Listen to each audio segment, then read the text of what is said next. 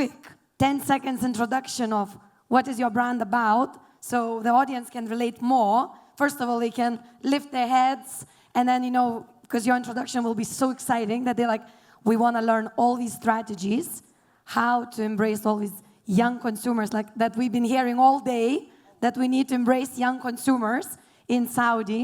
So, Kunal, let's start with you. My name is Kunal. I'm the founder of The Luxury Closet. We are a resale marketplace focused on luxury fashion.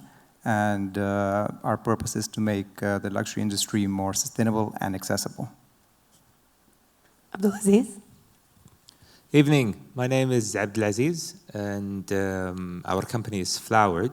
It stems from the words flowers and word in Arabic. Joined together comes out Flowered. We're a gifting destination in the Arab world, whereby we procure flowers and gifts from different parts of the world and then create a seamless sender-recipient experience for our customers across 9 markets, all within an hour delivery from placing an order to the last mile. Very nice. Alexis? Yeah, so I work for Coty. Coty is one of the global beauty players. We're in the top 5.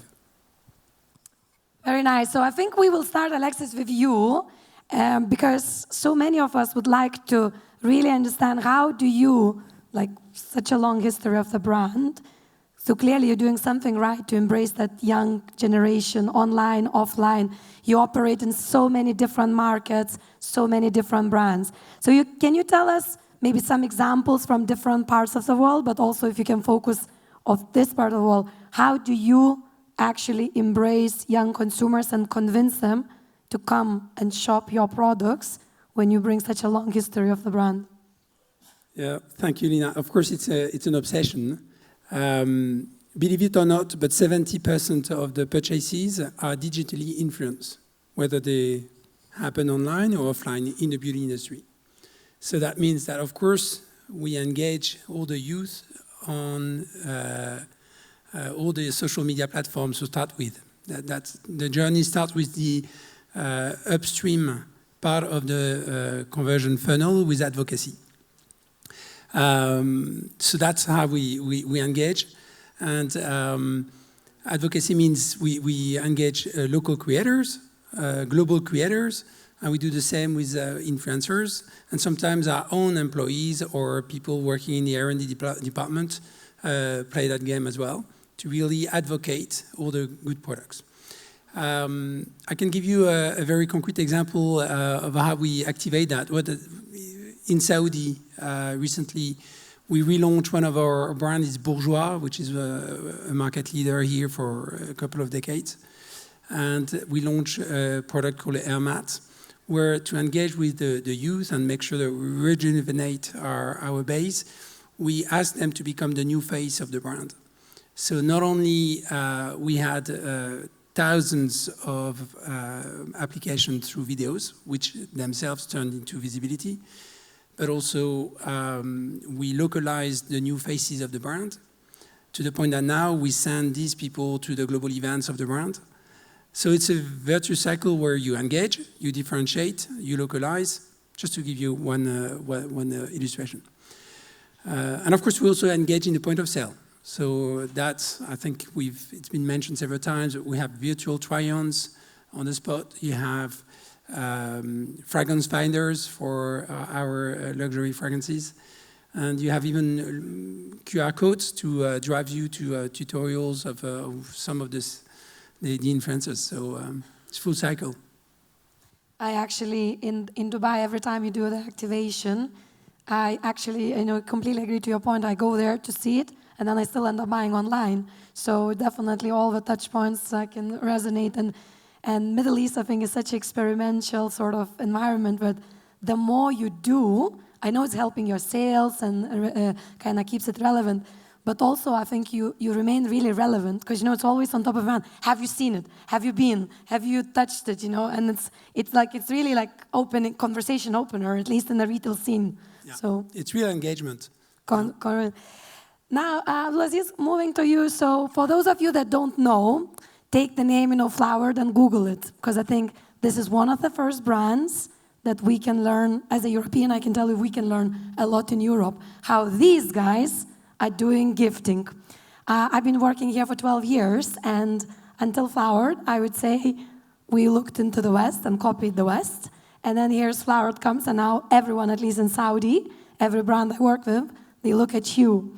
So can you maybe tell the audience, how did you achieve, in such a young, I would say not very loyal sort of society, we switch brands very quickly.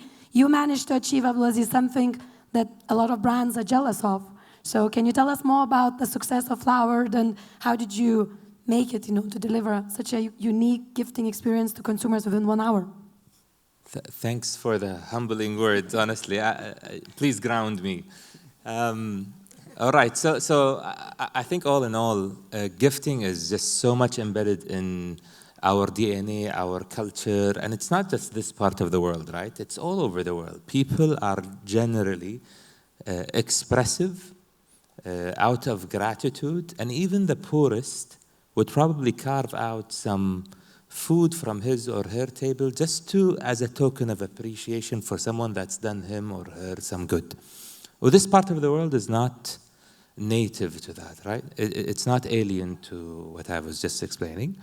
We don't claim we're the first flowers business in the world or chocolate, but definitely solving for that sender-recipient experience was very new, right?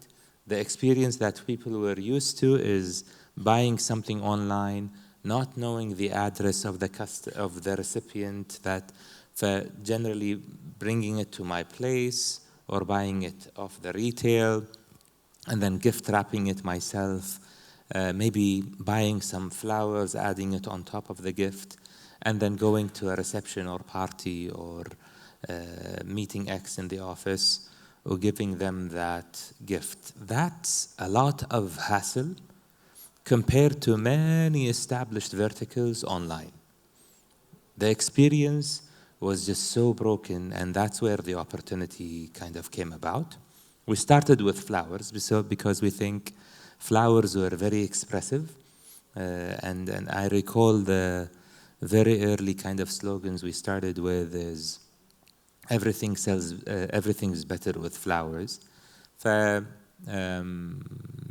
then, there were thousands of flower shops in the region, but very local, very primitive, no market leader, online, offline, no brand loyalty, and the services, the activities, the standards they engage in was also very primitive. So we went all in and invested in a pure play e-commerce model, whereby we have team members based in Latin America, in Africa, in Europe, that help us cherry pick from the best farmers and growers in the world, the best flowers, and they courier them through the air flights, 3, 4, 5 times a week in our fulfillment centers. We receive the flowers, we cut them, and we literally have 10 days to sell them, right? Because the shelf life is very, very, very short.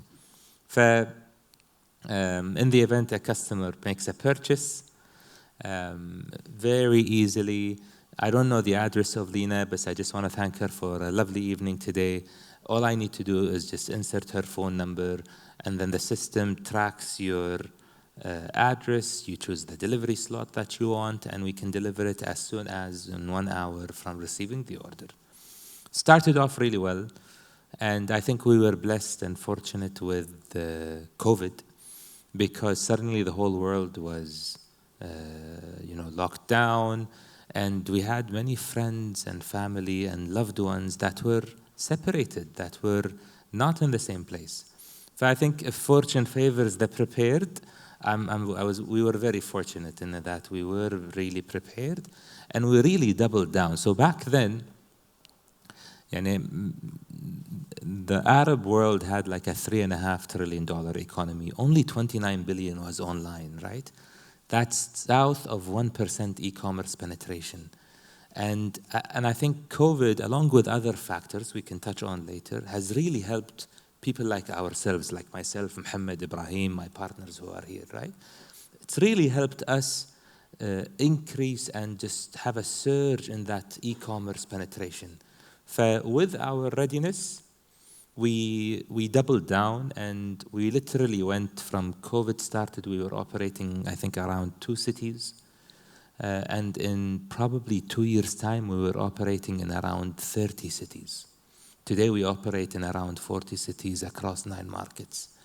We started adding more than flowers to our gifts, right? So it's, health and beauty items that we're proud Coty supplies us with. It's confectionaries. And we really invested and really focused in our experience building on that gifting experience. Hence today, we really believe that even when benchmarking against international peers, the offering, the service, the quality that we provide is just unparalleled globally. I'll pause here and maybe we can. No, I think you definitely challenge the global players because your brand, the packaging became, you kind of get from flowered if you want to impress even the recipient, before they even looked into the flowers.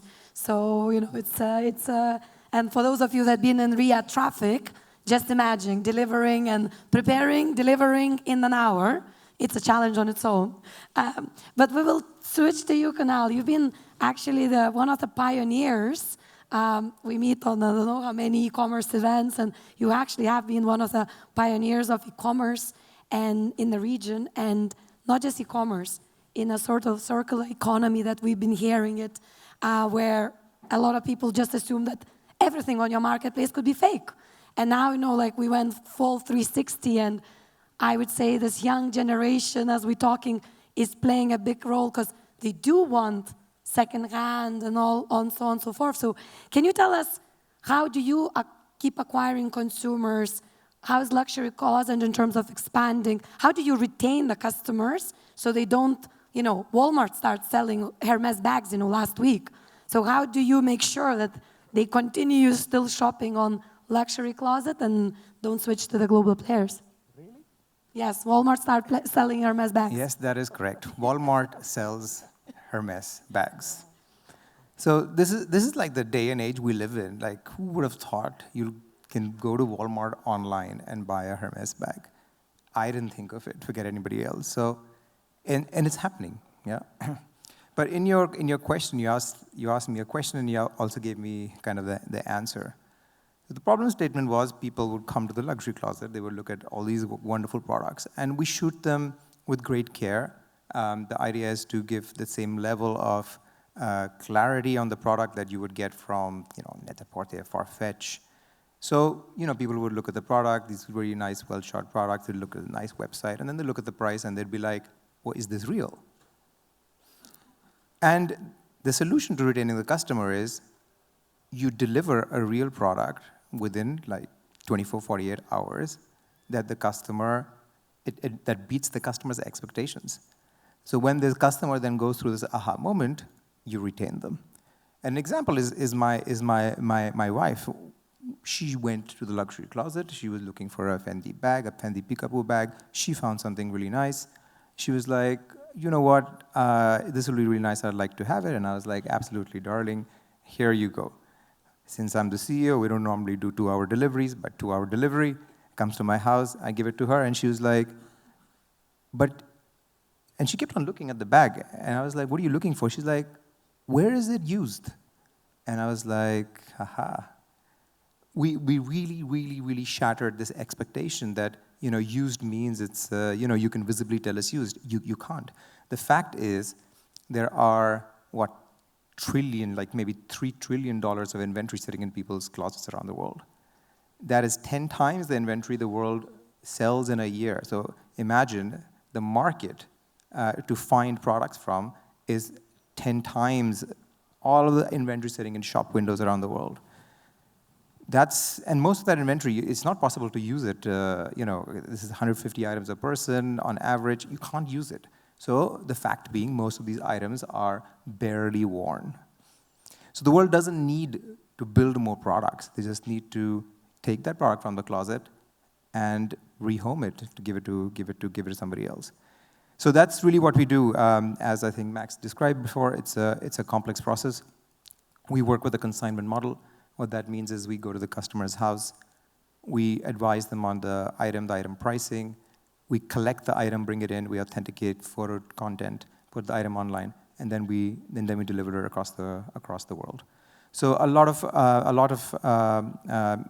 many steps on the supply chain to get the item online, and it's just been, cycle after cycle of iterating and doing it better and better and better, which has built what is today. NPS is nearly, it's like 75, 80 NPS, so it's good. Very impressive, and I can tell you, these guys keep growing and growing, so they're definitely doing something right. So if you haven't heard about them, check Kunal, check Luxury Closet, definitely impressive local growth story. Alexis, back to you, and the topic of the panel is brick and mortar in a sort of digital environment. So you represent probably a big percent of the beauty industry globally, and so tell us, how do you see the store role is changing, whether preferably regionally, when it comes to such a young, online-driven sort of population where we prefer online versus offline? How do you see, what's the role of the store going to be? So I mentioned that 70% of the beauty purchases are influenced by digital touchpoints, but yet still 80% of those purchases happen in brick and mortar. Okay, so when we talk about an omni-channel world, it's a reality. But when you ask consumers if they remember if they bought their product online or offline, they don't know. They're kind of agnostic. So that, I think, tells you how we evolve all together in a digital environment. And what matters is, to make sure that the engagement that I described earlier on truly converts as the consumers and the shoppers wish. I remember I shared with you in the UK when we started to trade on TikTok Shop, many of the retailers were very skeptical and very reluctant. And actually we proved to them that we were driving way more footfall. And with the number of people who had seen on TikTok and could have purchased on TikTok but actually converted in brick and mortar, not only they changed their view, but actually they wanted to activate in-store when we were activating on TikTok our brands. This is how powerful this omni-channel digital story is today. Very impressive. And I think I keep hearing you're not the only brand, tells the same story, that TikTok is actually, TikTok Shop is actually helping offline and not cannibalizing whatsoever. Abdelaziz, going to you, so talking, the growth, you mentioned, it started in 2 markets, now in 40 markets, and we all know who's doing e-commerce, that no matter how great you do, double digits or single digits, everyone's like, what's next? What's next? Where is the next growth? Where is the next growth? So tell us a bit more, how are you as a CEO of Flower thinking about growth? Where do you think the growth is going to come? Maybe enlighten us with some inside scoop stories that we will be the first to hear. Inshallah. All right, so I think just touching on Alexis' notes, go back in time 7, 8 years ago, we were a $3.5 trillion economy. E-commerce penetration was south of 1%, where the world was all moving towards online. In the Arab world, we were a little bit behind when it comes to e-commerce penetration compared to our market size, compared to our economy size. A lot of investment went into the infrastructure. These are more digital payments, internet accessibility, logistics, laws, e-commerce, trade, sandboxes from central banks, which made it a lot easier for people to transact online, which made it for all of us to transact online a lot easier. Fast forward today, we're looking at an e-commerce penetration of close to 2.5 to 3%, right? Our economy is today probably around $4.5 trillion economy, and there's already $120 billion online. We went from 29 to 120 in like 6 years. This is how fast e-commerce growth has been in this part of the world, and we really anticipate it to continue that way. So we're doing a lot of fun stuff for our customers to make it a lot easier online. We've expanded our TAM because our share of wallet when it comes to gifting, we have a very high share in flowers, but we started expanding to new verticals, and we think that we have a lot of really exciting stuff we're launching. We've already launched some of them. I know we started looking at offline as well, because the offline market still remains a big component of that retail gifting industry. So what are we doing about it? We've already launched our really nice vending machines, right? For today, we've launched them in Riyadh, in Dubai, and we plan on probably rolling out a lot more vending machines. These are basically tailored vending machines that look really nice and are positioned in very attractive locations for the top occasions that are celebrated by our customers, that act as a retail outlet, plus a pickup outlet for our customers who want to buy on the app, find the closest location, and pick it up as I go into the mall or as I go into a restaurant to celebrate that party. We're looking at taking our going to our customers rather than waiting for them to come to us.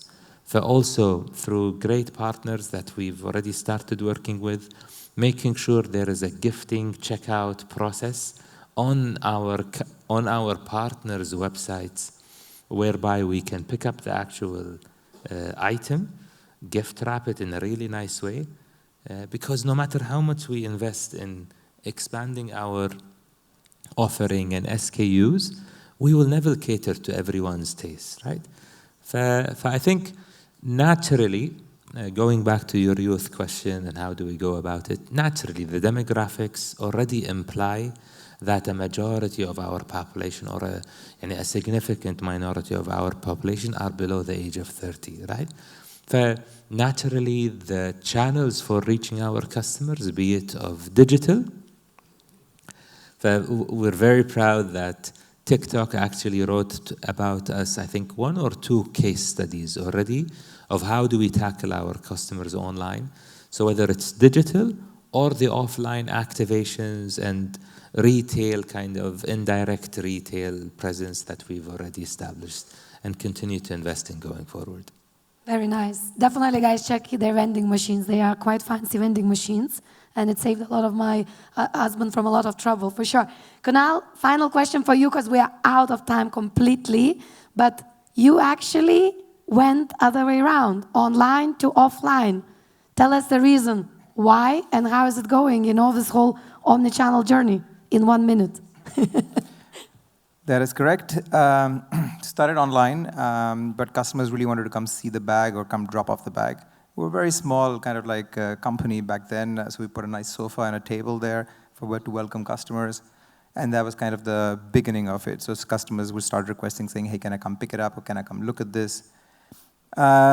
A few years later, a genius in my team came up with the idea, said, hey, listen, you know what? There are so many customers who want to come to our office. Why don't we just move all the team out and we just give the whole space to the customers? I thought that was a great idea. Of course, I did not consider where the team would go. I said yes. And then later, we had to move the entire team into the warehouse. So now people work from the warehouse and most of the space has been given to the customers. So that was kind of the next step, and the sales kind of grew. We really pioneered personal shopping over WhatsApp. When I tell retailers how much we turn per team member, they are pretty shocked because it's really high up there with the best of the best, and without any retail costs. This is kind of where we are. Where we're going is we want to take this further. We opened recently a pop-up at Galerie Lafayette in Dubai Mall. It's super successful. The sell-through rates are amazing. We're selling over like maybe 60%, 70% of the inventory that we put in a month. So it's really successful because people, when they see the product again, they're expecting is going to be used, but when they look at the amazing condition of the product, then they're pretty happy with it. Next up, we're going to open a full retail store in Dubai. So really looking forward to continuing this journey. Thank you. Round of applause if you enjoyed this conversation.